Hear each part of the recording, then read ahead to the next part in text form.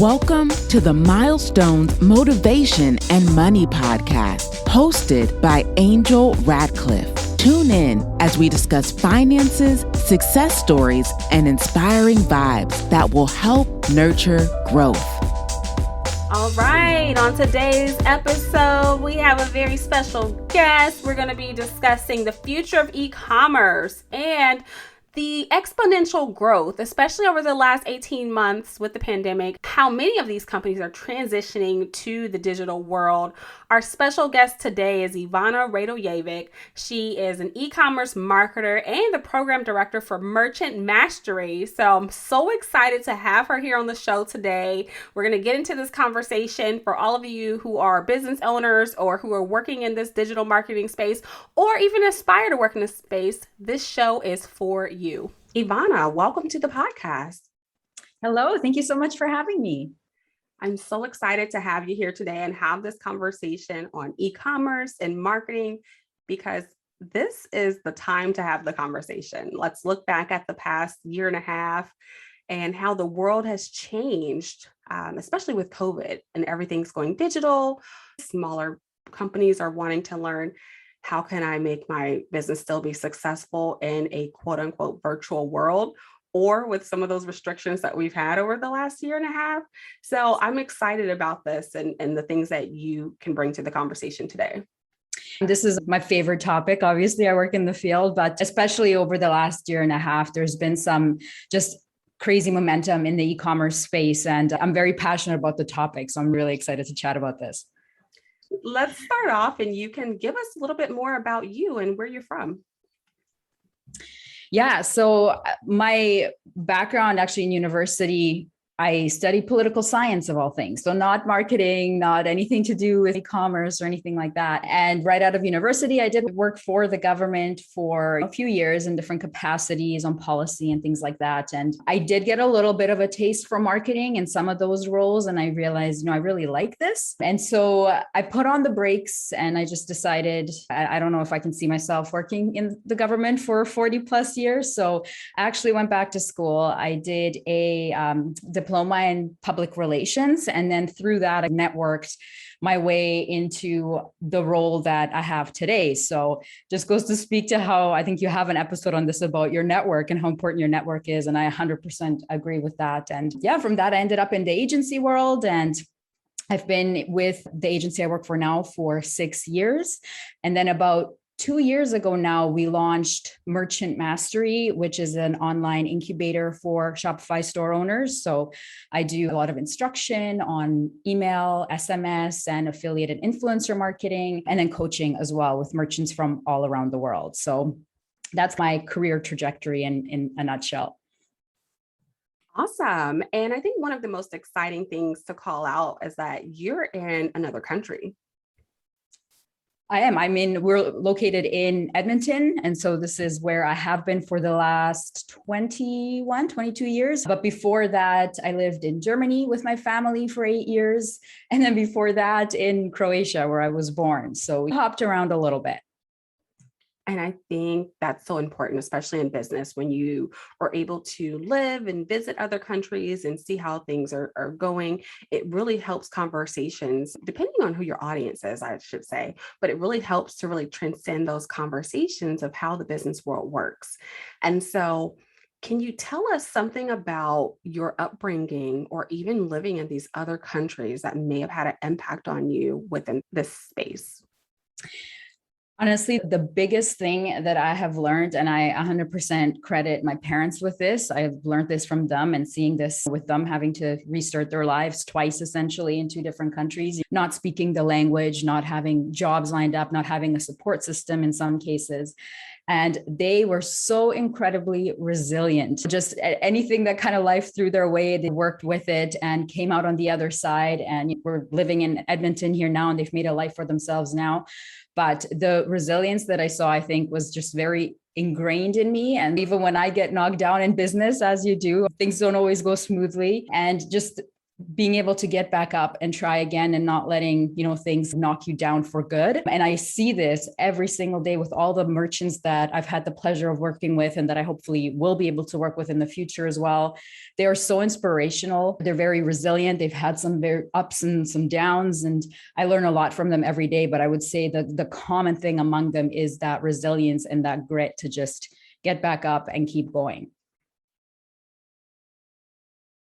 Definitely. And I think that's getting me to the next question, because I was going to ask you as far as like, who do you attribute your work ethic to? And it sounds like it would be your parents, but I don't want to speak for you. So I'll let you answer that question. Oh yeah, 100% without question. Just it's something that I've learned just seeing them work as hard as they did. And I even growing up and going to university and all these things, I always had very high goals for myself because I felt like I've been given this chance and I can't let myself down, but I also can't let my parents down. They didn't come here for nothing. I remember a time back in high school where I was trying to get into university and I was trying to get my grades up as high as possible. You're told, hey, this will open all these doors for you. The better grades you have, you get more opportunities with universities and all this stuff. And I remember taking calculus. I finished with 75%, I think I had, but my goal was I wanted to get over 80% in every single course that I had. And so I retook the entire course just so I could get over 80%. And I didn't even do that much better. I got 82, but at least I beat the 80%. Looking back, like in hindsight now, would I do that again? Probably unnecessary. But at the time, it was like, I felt like anything below that, in my view of what I considered failure, to me, I had failed. So I went and retook it. But now I think a little bit differently about these things, but definitely I would say my work ethic, that was something that was ingrained in me from a very young age. And I just hope to be able to maintain it and maybe one day instill that in my kids. Yes. And so, Ivana, what I would like to do is, I know that some people are listening and you've given us some background on you. We want to get more into just the basic understanding of e-commerce, because believe it or not, there may be people who are listening who have no idea the conversation we're about to get into. So if you could break it down, that basic definition of e-commerce. Yeah, basically, to keep it very simple, it's just selling something online, a product, whether it's a customer packaged good, maybe you sell like hair care or skincare or fitness equipment or supplements, furniture, basically pretty much anything that you can buy in a store, you can nowadays also buy online without ever having to actually set foot in a store. You just do it through the click of a button and it shows up at your door. If you're Jeff Bezos, within 24 hours, but if you're, for most other merchants, depending on where they're shipping to, it's usually about around a week to 2 weeks. So yeah, it's just basically an online transaction. And just going back to your background, you mentioned how you worked in government and you've done all these different things and you didn't really focus on marketing in school. So what was that one thing that pushed you over into this marketing space? I noticed that I really liked communicating and being able to get people to, with whether it's through copywriting or like emails or things like that, to actually get them to perform a specific action, whether that was getting them to subscribe to something or actually getting them to like maybe sign up for a workshop or attend some kind of an event. And then eventually that sort of transitioned into actually getting them to buy things. And I really like the psychology behind that and just being able to communicate with your customers and establishing and growing a business that way. And so I really found I had a knack for it. I really enjoyed it. At that point, the challenge was, okay, how do I make this transition now? Because going from like government and essentially a startup, which is where I started 6+ years ago, is very different. That was, I don't want to say a shock to my system, or I guess you could say a little bit of a shock, but in a very good way, because it was just night and day from what I had experienced. But the amount that I learned within even just such a short period of time of working within like a startup environment, I don't know how long that would have taken me to learn in any other environment. So for me, it was a natural transition at that point. And it's honestly like one of the best decisions I've made. I definitely understand transitioning. That's something that I've done in my career. I worked in corporate finance for 7 years and there was like something itching for me to do something more. And I've always had a love for technology, which landed me to like where I am today. But it's like, of course, like on the personal finance side, that's something that's like never ending passion. So I definitely understand your story. I want to talk about more of those trends people should be aware of when they're focusing on e-commerce and marketing. Give us a few things that the audience should pay attention to if they are a business owner. Yeah, just looking at the past year and a half, obviously it has been a different time, if that's like putting it lightly, but just to give you some context, for Black Friday, Cyber Monday, that is the biggest event in e-commerce. It was in retail too, but in e-commerce, it's a massive time of the year. And last year, sales on Black Friday, Cyber Monday weekend for Shopify stores increased by about 76%. So from 2019 to 2020, it was 76% increase. This year, the prediction, sort of everything that I'm seeing within the e-commerce community is that it's going to be even bigger than that. So there is massive opportunity for merchants in this space for Black Friday, Cyber Monday to really both sell to existing customers, but also acquire new customers, which is huge. So I think it's the context of e-commerce is constantly changing. That's one thing that I love about it, but it can also make it very difficult because things literally new, like Apple will push a new iOS update and all of a sudden our Facebook ads aren't performing as well. And we can't track email open rates anymore. So you really have to be on your feet and be able to pivot quickly. And I know some people thrive in that environment and some might not necessarily like that. But in e-commerce, that is the reality. Things are changing all the time. You're constantly looking at your analytics. You're constantly looking at your customer acquisition costs. How do you get those down? And there's a lot of numbers involved and a lot of new tools and apps and all these things that are constantly coming out. So I think you do within this space have to at least appreciate technology and be willing to pivot and think on your feet. Now, you said two things, Black Friday, Cyber Monday, and my mind just went straight to sales mode because I'm thinking about like other times of the year where e-commerce really comes into play and those online sales. And I'm like, because I'm looking to purchase something and I know we have a holiday coming up. Labor Day is coming up pretty soon. So is that also like a time of year that businesses should be focused on maybe having some of those sales components or targeted ads? Oh, yeah. For Black Friday, like the people that actually buy over the BFCM weekend, we call it, the majority, or about 60% of people that buy from you on Black Friday have actually become familiar with your brand by Q3 of that same year, usually in Q1, Q2, actually. So for us, like I already start thinking about Black Friday campaigns in July, which is crazy to think about because nobody wants to start thinking about that when it's really nice outside and you don't want to think about potentially having snow on the ground, but we're already thinking about this in July. And so we're already testing offers in August, in September, like around Labor Day long weekend, to see what resonates most with customers so that when Black Friday comes, we know what offer to go with, which is the one that's resonated the most with our customers in the past.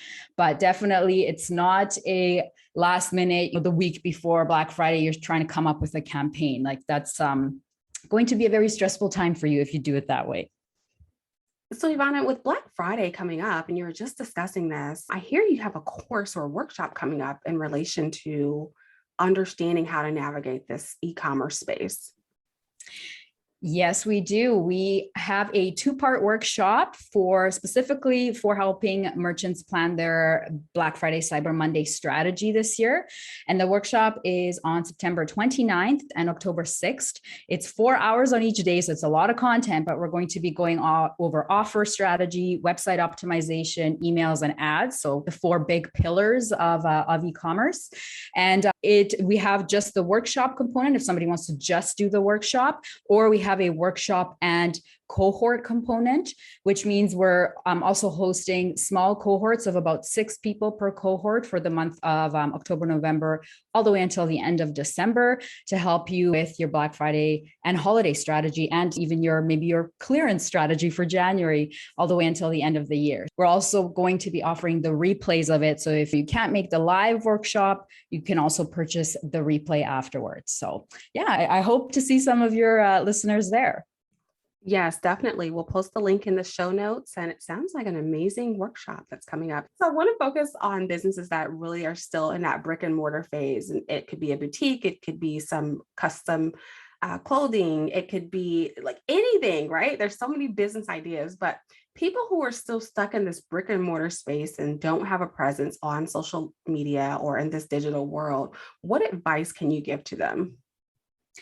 Yeah. So what we saw with, especially when things started shutting down last year, is that unfortunately a lot of these locations that only had brick and mortar stores and zero online presence, they were hit extremely hard.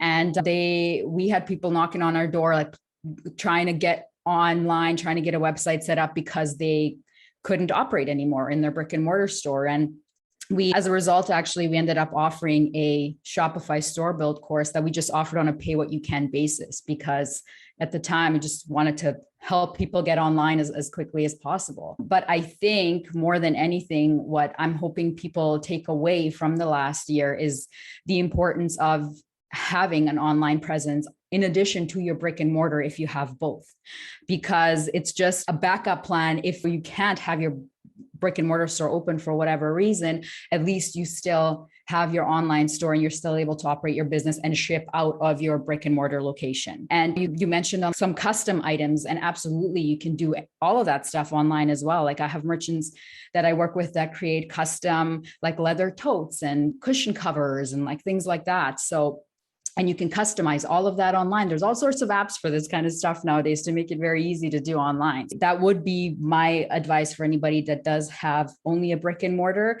Look at having an online presence as well, just if for nothing else, just to have it there as a fail-safe in case for whatever reason we have to shut everything down again.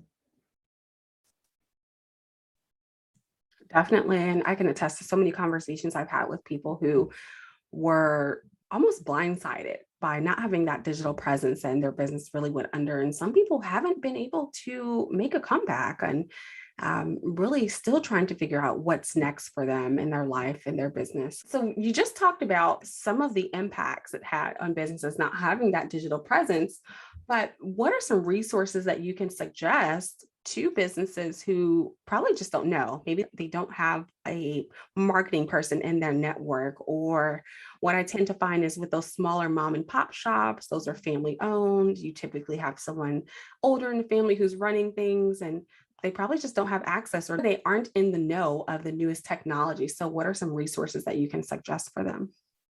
Yeah, my first piece of advice, if somebody maybe isn't super tech savvy, they don't know how to build a Shopify store themselves, or they don't know how to run ads on Facebook and Google and Snapchat and Pinterest and all these things, because some of this stuff, like, yeah, you do need to, there's a learning curve involved. Even I still learn this stuff every day, and I would by no means consider myself an expert on the media buying side.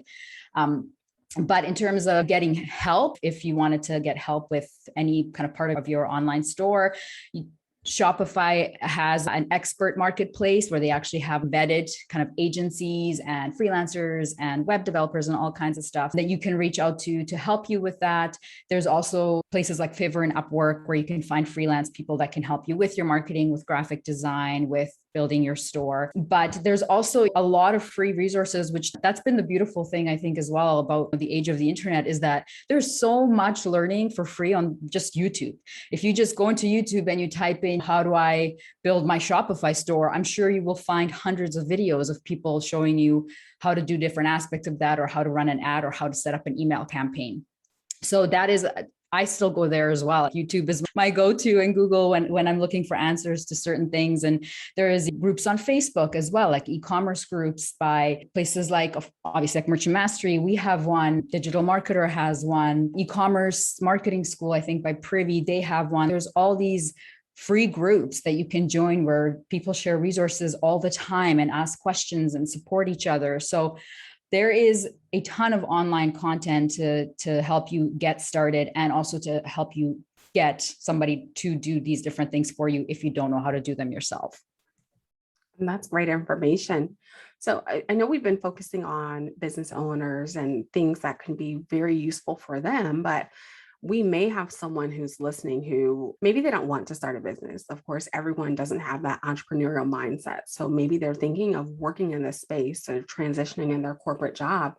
What's your number one tip for young professionals or someone who's aspiring to work in the e-commerce space? I mean, to the extent that people can do this, if you can actually try and start your own store, you don't have to start it and sell $1 million a month. Even if it fails, that's fine. But it's going to give you experience in building a store, in running ads, in sending emails, in understanding how inventory works, in understanding how to find like suppliers and all these different things that kind of give you a holistic view of the e-commerce landscape. So I've worked with a number of people that we hire onto our team that have started Shopify stores. Some still have them, some failed, but that's totally a-okay with me because it just shows that they tried. I think that would probably give you like the most hands-on experience.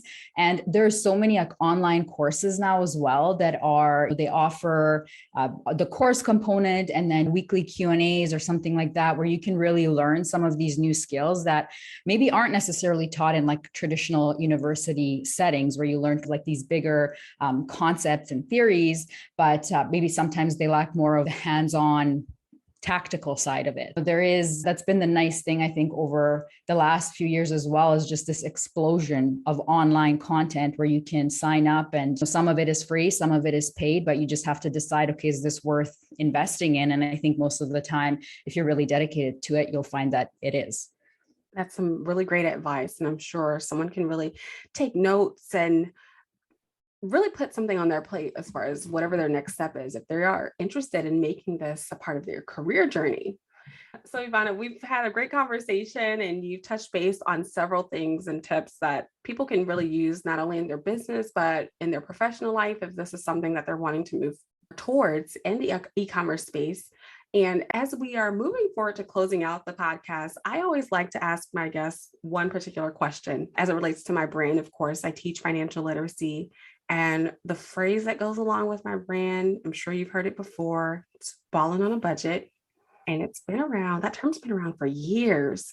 But I would like to know from your perspective, what does ballin' on a budget mean to you? First of all, I love that line. I think I've definitely found myself balling on a budget, especially when I changed careers and took a massive pay cut, going back to school and all this stuff. And you have to readjust your wants and your needs and figure out what's important to you. But I think for me, what it means is, it also goes back to what's important to me on a finance side, is living within my means and not having that sort of lifestyle creep that will come with when you get that promotion or you get that raise or you have your own online store and all of a sudden you are hitting that 1 million a month, but still being very aware of how much you're spending and being able to enjoy your life and the lifestyle that you're used to, but not go outside of that so that you end up finding yourself not being able to afford your bills, even though you are maybe making more money. So I think it just, comes down to looking at what you want in life and how you're able to get there. And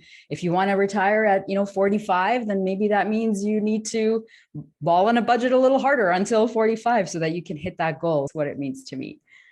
Perfect. And as you were speaking, I said, okay, so she has a little bit of financial knowledge. All right. Because I always tell people, when you get the raise and if you increase your expenses, you no longer have a raise. People want the nicer apartment, the nicer car, or it's always bigger and better. Or even if they're a homeowner, then they're like, all right, it's time to upgrade the home. And they're not thinking about saving. So you hit the nail on the head. I will say that. Yeah, it's the keeping up with the Joneses phenomenon, right? Oh, definitely. So many people get caught up in that, especially in the social media space. We log on Instagram and we see the people taking pictures with the fancy cars and standing outside of jets. And I always tell people, don't get caught. Sometimes it's real, sometimes it's a facade, but just worry about your own life and your own budget. Where can people find you online if they're wanting to get in touch with you to learn more about e-commerce and digital marketing? Yeah, absolutely. I'd love to connect with any of your listeners. I'm always happy to chat. The best place is I am on LinkedIn. If you just search for Ivana Radojevic, I should come up. I am also on Instagram and I post, obviously some lifestyle stuff on there, but also e-commerce stuff and things about our upcoming events and workshops and things like that. So I am at ivy.ra on there, because believe it or not, every variation of my name was taken for some reason. And for Merchant Mastery, if you want to learn more about that, just go to merchantmastery.io. We also have a Facebook group by the same name that anybody's welcome to join. So find me on any one of those platforms. Awesome. And Ivana, do you have any last words for our guest today? Yeah, I think if anybody here listening is thinking of starting an online store or kind of has been putting it off and because they either don't understand it or think it's going to be a lot of work, it is going to be a lot of work, but I think now's as good a time as any. I only see e-commerce growing more in the next decade and beyond. If you are going to start it or if you do want to try it, really now's the time. So I would say take the leap, give it a go. And if you fail, it's not the end of the world because we've all failed at something. Thanks for listening. Stay connected with Angel online on Instagram, Twitter, and Facebook at Miss RMBA. That's MISSRMBA. Be sure to subscribe and review. Join us next time as we continue to empower you through milestones, motivation, and money.